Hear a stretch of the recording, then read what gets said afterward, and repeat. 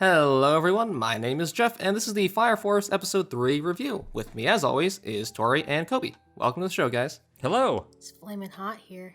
Flaming hot. Flaming hot, burning. I'm sriracha sauce. I'm buffalo hot wings. I'm ghost pepper stuff. Hot foods. Tapatio.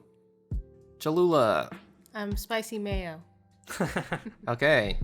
Those are all the... I thought we were going hot sauces, but it seems like we're just going spicy condiments. I started off with flaming hot, okay? Flaming hot Cheetos. Well, you can't really go much from there. I can name all the flaming hot brands. Flaming hot Doritos, You just gotta say- Funyuns, Ruffles. You just have to say flaming hot in front of everything. Yeah, that could have been the, you could, and I would be none the wiser. That's true. Flaming hot mayonnaise. I'm sure that's a thing. Flaming hot mattresses. Flaming hot deals, only here. Okay. What did you guys think of the episode? I thought it was another kind of rug pulling episode because last week we got introduced to the concept of these rookie fire soldier games, and I thought, oh, we're gonna have a rookie fire soldiers game in the second episode. Nope, it was a character introduction to Arthur, so which is cool. So this one was called the Rookie Fire Soldier Game. So I thought, haha, this is the one where it's going to be the fun Rookie Fire Soldier games. But also again, nope, it's kind of a really big world building episode that like introduces really what the show is going to be about going forward. So I thought it was a very strong third episode. Yeah, it's right off the bat. It starts with some shady guy going, so this is what's going on in the world. The whole world's gone to shit because of these fire things, except for the Tokyo Empire. And then also the captain he's a bad guy maybe because he did not prioritize life-saving in one mission. No, it was the opposite, I thought he was... Oh, he prioritized life-saving? Yeah. Oh. Over following duties. Yeah. So captain's a good guy. Oh, whoops. Yeah, I was like, oh, that's interesting. He might be a bad guy. No, never mind. I just read that wrong. That's why the next line is, oh, so they're also like honor roll, whether good or bad or whatever. It's just that he's a good guy. They do thick and thin. I thought it meant like, he's a good or bad firefighter in the sense of like, he's so good because he, just keeps on fighting fires even though the priority is saving lives. Man, aren't you glad we're here, Jeff? That would have completely altered your perception of the character.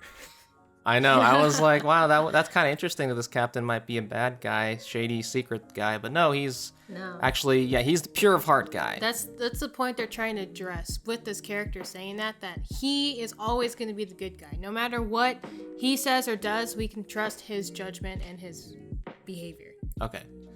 So, for some reason, I inserted the word of like he didn't prioritize life saving for some reason. Hey, I should write anime. That's more interesting. So why is Tokyo the only place? Why is Tokyo the only place that has not been succumbed to these infernals? Because Japanese companies didn't want to animate, like a German town somewhere or anything like that. They stick with what they know. Oh, okay. Anime takes place in Japan. Okay. Nowhere else. There will never be an anime set in America or Germany. But I really wanted to see some cool like foreign fire force fighters like coming in and being like, oh, we're the exchange students. We're the Russian force that uses Russian techniques. We just throw ice on everything. And everything abuzz. But that is interesting, the fact that the world is much more messed up than we believed. Like it's like really like all of it is on fire, and this is a worldwide epidemic. Yeah. So do you guys have any theories about that? I thought you joined this episode specifically to share a theory of yours. I have a theory, but maybe it's more impactful if I wait till the end. But really? Yeah. I mean, I could just throw it in there now, and then I'll be like, all right, see ya. It's my whole scheme for the day, All right, well, fine. Save it to the end for dramatic effect. What about you, Coby? Do you think you have anything for this? Sure. I guess for the theory-wise, we talked in the very first episode, and my theory was that the brother was the cause of the death because I thought that it was weird that they threw in a brother as well as the mother dying in the flames. They kind of expanded upon that this week, where I was kind of right in that sense, where it was weird that they threw the brother in because the fact that we find out this one, that his brother is possibly alive. Which means I think my theory could still stand from the first episode that the brother is a very special type of infernal, and after he caused the fire, they kidnapped him. So I still think that, and that man we saw with the glasses isn't the one who caused the fire, but the one who like took him or something. The man with the glasses? You mean The the guy man with with the the eye glasses. patch? No, the guy that Shinra sees in the smoke. Oh, okay. I was gonna say, to add on to that, the guy that was explaining that the world's all fucked up and stuff, and he has like that big poofy black hair, and he's sort of observing what's going on in the tournament from the sidelines and stuff. I thought he was probably Shinra's brother, even though he looks older than Shinra, which doesn't make any sense. Much older. But he's smiling kind of the same way Shinra is, unless that's just how they animate all the evil smiles, is just sort of this pointed grin with like sharp teeth. I don't know. Okay, That's my theory. That's my theory. I'm done sharing my theory. how old was Shinra when this fire happened? He was like 12, wasn't he? Very young. No, it happened 12 years ago. So the brother would have to be 12 years old. And Shinra was at least, I think, like 8 or 9 when this happened. So the kid would be what? Like 12, yeah. That kid was Maybe not 12 years old. Maybe fire maybe if you're a special fire demon, it causes you to age rapidly. Yeah. That's a good Fire theory. can do anything. Fire is the magic of this universe. So yeah, fire can de-age you. It can super age you. You can kill things, heal people. Just kidding. We haven't seen it heal anyone, but I'm sure it's coming. Okay. So do you want to share your theory yet, or you're still waiting to the end, Torie? Okay, I could share my theory. It's the church. The Church of the Bad Guys? The Church of the Bad Guys. So, what's a better way to get people to join your church or to obey your church laws or to do the churchly things is to make fear in them. So, maybe I'm expanding on my first theory and adding to your theory, Coby, that they kidnapped Shinra's brother because he's a special type of inferno that can cause other people to be infernos, like just to have people spontaneously combust. I don't know how. Maybe they like feed him something or put something in the air. I don't know. I haven't gotten that far yet, but I think they use people who have fire powers to cause infernals so that people can fund the church and continue to be part of this religion. Okay, that's actually a pretty good theory. And with the way that this show seems to be going, there seems to be a lot of conspiratorial things going on, what with the different vying powers. Like, you know, another reason this episode is so great is because it sort of, well, subverted my personal expectations of this Fire Force being this very kind of singular, simple entity that fights fire demons. But it's way more complicated than that. There's all kinds of factions that have varying levels of influence in the Fire Force, and apparently even the Fire Force themselves, the different companies and the different teams, they are all they all have different objectives. Even from even Team 1 through 8, they all have separate objectives, and they don't work together as a single Fire Force unit. The different companies don't share information between each other. And that makes all of this way more interesting than I thought it was going to be. Yeah. Like I said in the beginning, I was in this for fire fights, cool fire animations, which this episode still has, and I think it's still going to continue to have. But now it's got this added layer of like, ooh, what's this mystery going on? It gives me another reason to keep watching it, essentially.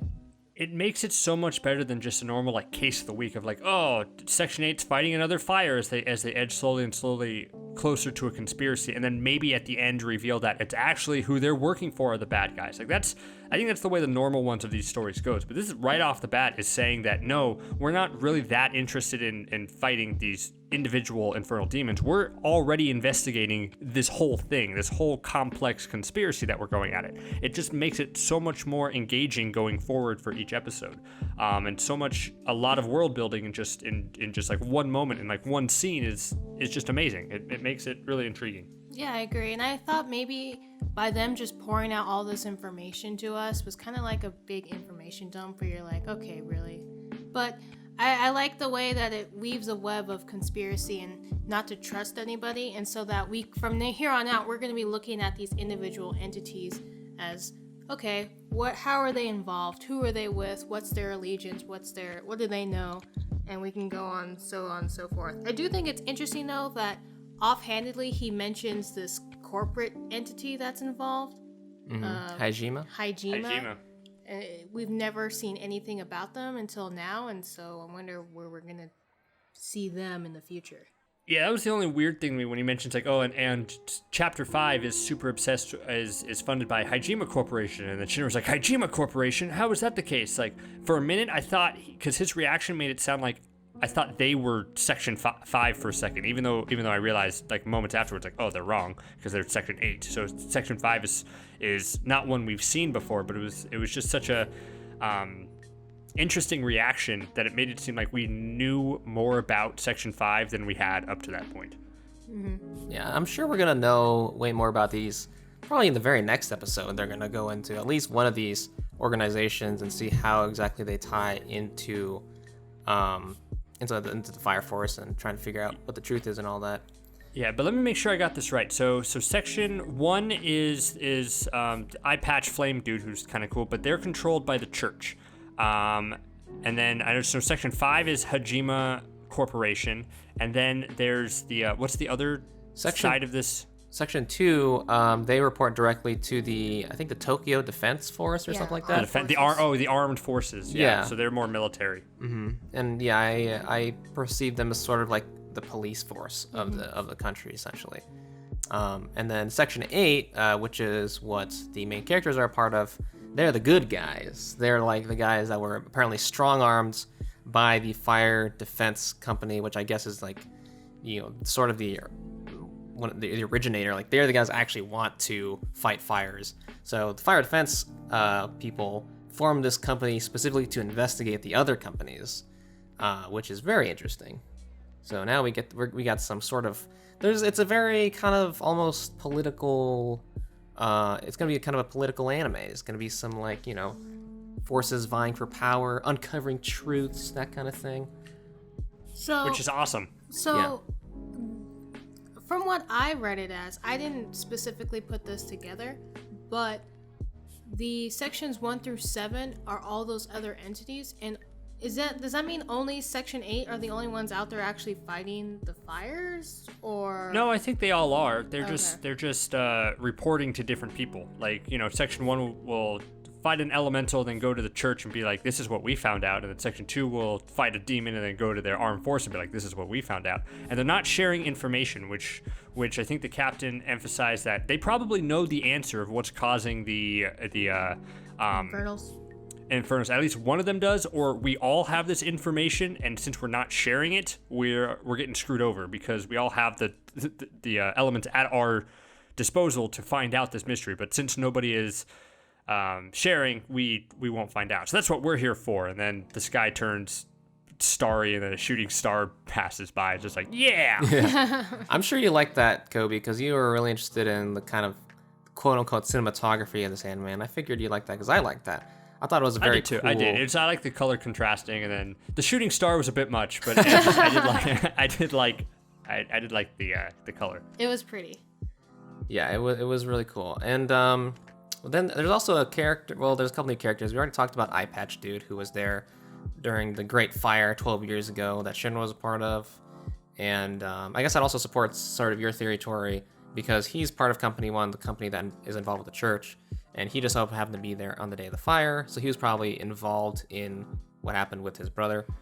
I'll tweak my theory one more bit, because I guess Hajima Corp has to be somehow involved too. I feel like, because if it was purely the church, and it was them working side by side with the Fire Force, I don't see why Tokyo would be the only place that would be safe from this, like, infernal blazing through the world. So I guess because Hajima is based in Tokyo, they have to be another factor in this as well. I'm going to assume Hajima is the one that this poofy-haired punk kid is like running. I'm going to think that that's Hajima. Oh, really?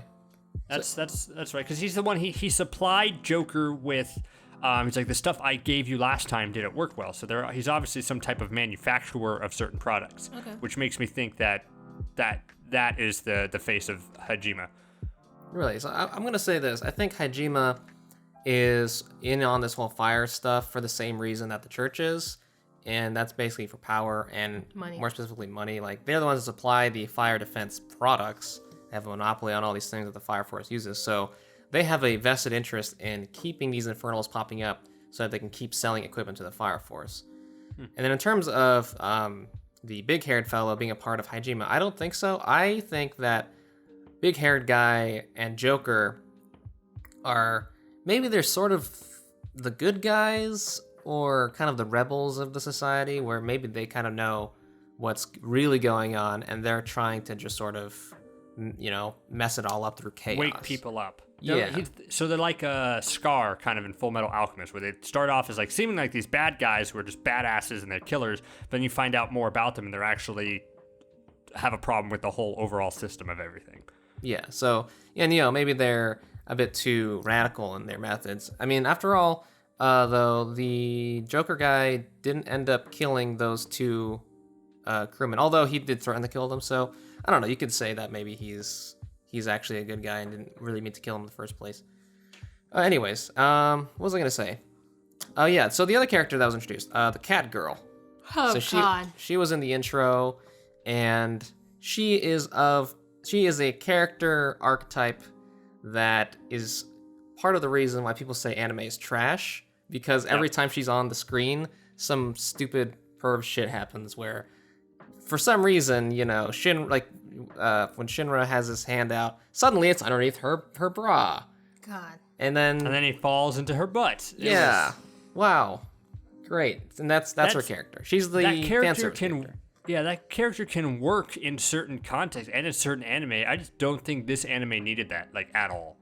I thought this anime was gonna be like a really good anime to like showcase to people and say, look at this story, look at this art, and then they're like, an anime you can show to your mother. Yeah, my mom's not gonna watch this. She's gonna be like, what are you showing me? Goodness gracious, God! Every time she's on the screen, I'm like, please, and then they just have her do something pervy. Yeah, I was perfectly fine with the fan service we were already getting, which was, I mean, it was mainly from the two female characters that were introduced already. I forgot their names, but the tough muscle chick and the nun chick. And yeah, they were perfectly fine. They were competent, cool characters that showed some occasional fan servicey moments, and that's perfectly fine. But no, now you have this girl who's not only just the complete, whose sole purpose is for fan servicey, I guess, / comedic reasons, but she's also really obnoxious. She is. And she's also a cat? Yes. That's such a stupid thing. Along with the fact that she rushed... Remember how I criticized these stupid uniforms that everyone was wearing because they're super bulky? That doesn't mean I want one of them to, like, charge in with bare broad, like, and everything from there. Yeah, what's the point of wearing that big puffy coat if you're just gonna, like, keep it unzipped the whole time? What generation is she? She's the second generation. She's a third generation. Mm-hmm. Yeah, I would say she must be third because she can generate fire to turn to cat ears and a cat tail. It said second generation something. I didn't catch what it was. It was like second generation like fire force person or something, and third generation pyro. Oh, okay. So being in the fire force is in her family. In terms of her abilities, though, she's a third generation. Mm-hmm. I think. Maybe we're getting that wrong. I don't know. No, she's definitely a third generation because I saw that. Oh, okay. Mm-hmm. Yeah, okay. She's a. I just pulled because I have the episode kind of here, and I paused it there. Third generation pyrokinetic. Oh, there we go. So she must be. There must be the reason for it is that she needs to be unbuttoned, much like Shinra needs to have his ankles uncovered because that's where she produces flames. And that's why she has it. Like that. Why she has her thighs kind of exposed. Because apparently she shoots lightning out of her butt or something. Or fire. She needs a fire tail and fire cat ears. But I don't see flames coming out of her boobs. Yeah. I guess she could have just, maybe cut a little tiny hole out of her butt flap or something. Yeah. So I don't like her character. Yeah, me neither. So she's in the intro, though, and currently she's at least... I'm pretty sure she's a part of Company 1, which is the company with the eye patch dude, right? Yeah. So do you think she's going to join Company 8 eventually?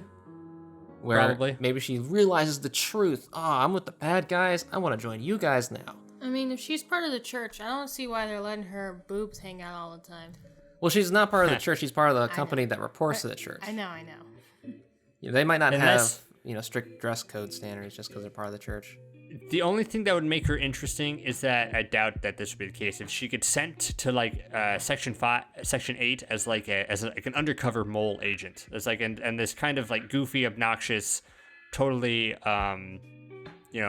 what's the word I'm looking for? Airheaded type characters, all an act for someone really mischievous and malicious. I 100% doubt the show will do that, but that would be cool.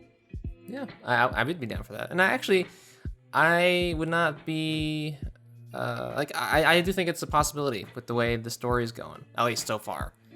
Then again, we might be getting our hopes up just because we got a few story hooks. We're showering this anime with praise all of a sudden. But I don't know. I think it's possible. I think there is a possible for a mole. I don't think it's her. I don't think it can be her. You can't hide anything with your bra exposed. Well, that's what they have you think. Oh. You got a big poofy jacket for a reason, I suppose. Yeah, that's where she's hiding her secrets. So the other character we get to know a little bit more about is Joker, and he's basically the reason that we don't get this rookie tournament thing. And I was thinking it was gonna be like a tournament arc thing, but no, it's just straight up boom, more story for you. So what do you guys think about that fight scene with Joker and everyone else?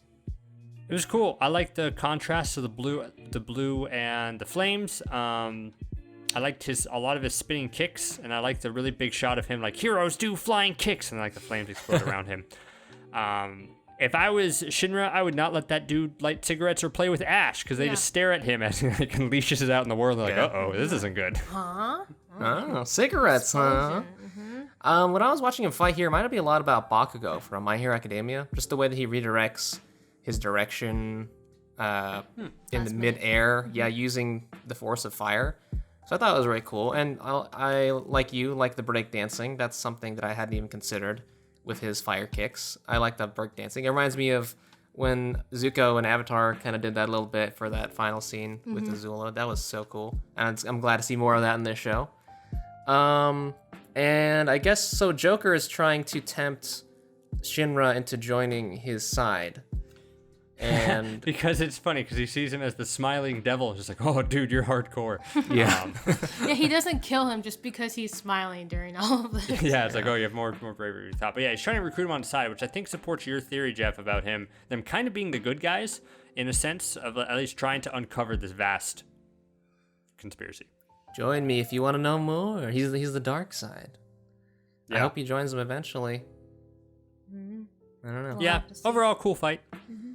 Let's see. Is there anything else you guys want to talk about in terms of this episode? I found it funny. The moment I really actually did laugh, like really out loud, when they were like falling from like 1,000 feet in the air, and then the captain of district or section 1 was cool because it looks like he can shoot flames out of his eye or something because it looked like the flame sparked there, which was a neat little character thing. And then the image of him being the captain landing and then them holding out the parachute for Arthur was hilarious. Is that his name? His name's Arthur, right? Yeah. The knight? Yeah, Arthur, and then when they're holding it, and then he falls, and then just a huge crash that crashes in made me laugh, like really loud. Yeah, same here. I thought that whole scene was really funny. Like, I liked when the girl was caught with that captain, and Arthur just keeps on falling, and he's like, God have mercy. He just resigns himself to his death. And very calm. He's like, what about me? And it's just like the captain of section 1 saved him saved the other one in a very badass way, and then it's just like 3 guys holding a sheet at the bottom for him. Like, show him that section 8 spirit. He's like, what? I'm just falling down. Yeah. That was. It shows this anime, I think, does a good job of blending really like humorous moments with some really dark and some action-packed moments, which is really all I want in the anime, along with not over-the-top fan service when it... It doesn't need it. It has plenty of good comedy moments. Don't need that fan servicey stuff. It's got 2 out of the 3. 2 out of the... Don't go near him. He's taken out the control people. You're not gonna fool me. I'm gonna win this. You stupid knight. Yeah. Arthur is he's a funny character. I think a lot of the comedy is probably just gonna come from him. Yeah. Him being just like super serious and like every moment, like, yeah, I'm gonna do this thing. But no, he's good. I like him now. Yeah. So I guess there are gonna be no more Rookie Fire Soldier games. I guess that was all a lie. That's gotta be. Yeah, is that it? That's the one game? Maybe. Yeah. It was a Rookie Fire Soldier game. game. That apparently isn't very popular because poofy-haired guy was sitting in the crowd of like spectators, and there's like 6 people there. Oh yeah, huh? There were no spectators really. I Or mean, maybe they- they One did bother creepy animate. smiling dude who's just like, who's that guy and why is he here? But I mean, they went into a building. What is there to spectate, really? Oh, Unless yeah, they that's true. expected the building to catch on fire, which it did. So I bet everyone in the crowd enjoyed that. But other than that, they were just okay. This is a nice building. This is great to Yeah. watch. Yeah, I guess I mean it is really just like for the sake of the internal Fire Force company. It's not really a publicly announced spectacle or anything like that. Which I guess I was expecting it to be because like the Fire Force I'm guessing is they are seen as heroes in the society. So I would think they'd televise it like well, everyone watch this rookie firefighting game. Or maybe the expectations of rookies are so low, they don't really have a lot of cool fire people in one class usually at a time. They probably just have regular dudes, or like the captain type that have no fire powers. They just run in with axes like normal. Ah. Yep. Which is still, I love the captain. I still like the captain. I know you want him to have a bit of a darker edge, but I like that he's just a good quality hero captain. He's who pure of doesn't have any heart. powers. He's pure of heart, and he's definitely gonna die. Oh, I hope not. I don't think he's gonna die. He's gonna die. And then the other guy's gonna take up captain, and he's gonna have to learn to be like the old captain. Wait, Shinra or the glasses? His guy? the lieutenant. Yeah. He's like, I was not like the old captain, but I gotta learn to be a captain. I think that would be a cool character arc. Is there anything else we want to talk about this episode? No? many- Oh, go ahead. How many episodes is this? I actually don't know. Do you know, Coby? No, I don't. I don't know how much it's going to be because I feel like they could really get a good, very comprehensive story with 24 episodes, like a full season. Yeah. They could tell this overarching, just really dense, really good anime. But if it's like 13 episodes, that means it's probably going to be here for a while. So I don't know. Which would you prefer, 13 or 24 or 23? Or I mean, I'm pretty sure the manga's still going on, so it seems like they're setting this up to be a long-running show. But I don't know. They did throw a lot of like story stuff 12 at us episodes. right off of the bat. Oh, it's 12 episodes? Yeah. 12 Yeah, so episodes for then this first season. it could be kind of like an Attack on Titan kind of show where, they take their time with this, with the manga ongoing. They kind of release like a new 12-episode season every year or something like that. Hopefully it's every year and not just like the first season. Then we're gonna have to wait like 2.5 years for the next Oh yeah, one. that's Yeah. true. Oh well. Oh well. We'll have to But we'll see. All right, Coby, would you like to sign us off? Sure. Thank you all for listening so much to our Fire Force Episode 3 review. You've been listening to this on Nerd Blaze. Like, comment, subscribe, all that fun stuff.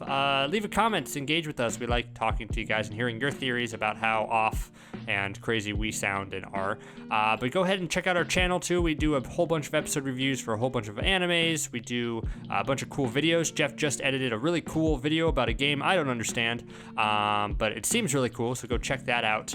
And check out our podcast too, Anime Ricochet, where two dudes who know nothing about sports talk about sports, anime, all that and more on Nerd Blaze. So thank you all very much, and we'll see you next time. See ya. Thanks, guys. See ya.